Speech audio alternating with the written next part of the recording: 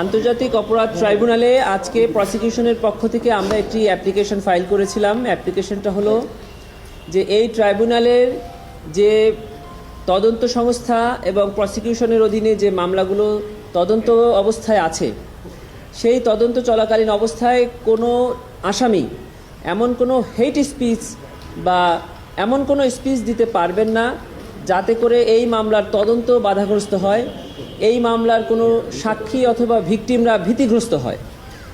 আপনারা ইতোমধ্যে দেখেছেন যে কিছু সোশ্যাল মিডিয়া এবং প্রিন্ট অ্যান্ড ইলেকট্রনিক মিডিয়াতে এই মামলার একজন আসামি শেখ হাসিনার কিছু বক্তব্য এবং ফোন আলাপ ফাঁস হয়েছে।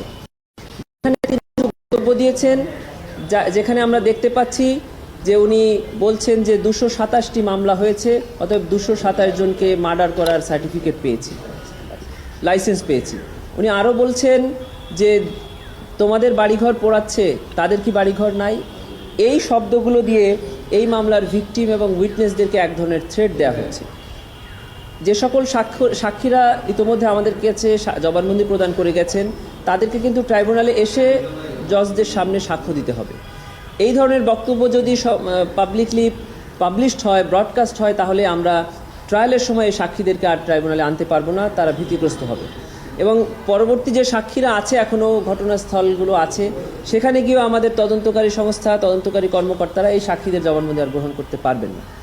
শুধু তাই নয়, হেট স্পিচ এমন একটি অপরাধ যেটি শুধু বাংলাদেশে নয়, সারা পৃথিবীর সকল আইনে সকল জায়গাতে হেট স্পিচ একটি ক্রিমিনাল অফেন্স, যেটি করা হচ্ছে সেটি বন্ধের জন্য এবং সেটি ভবিষ্যতে পাবলিকেশনস বন্ধের জন্য এবং ইতিপূর্বে যে হেট স্পিচগুলো আমাদের সোশ্যাল বা ইলেকট্রনিক মিডিয়াতে আছে সেগুলো রিমুভ করার জন্য আমরা আবেদন করেছিলাম।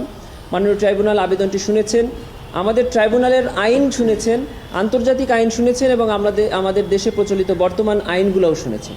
সব কিছু শুনে আমাদের আবেদনটি ট্রাইব্যুনাল মঞ্জুর করেছেন এবং বাংলাদেশ সরকারের যথাযথ কর্তৃপক্ষকে ট্রাইব্যুনাল আদেশ দিয়েছেন যে এই সকল হেট স্পিচ যেগুলো এখনও বিদ্যমান আছে সেগুলোকে রিমুভ করার জন্য এবং ভবিষ্যতে যেন এই ধরনের কোনো হেট স্পিচ আর পাবলিক বা ব্রডকাস্ট না হয় সেজন্য উনি আদেশ প্রদান করেছেন।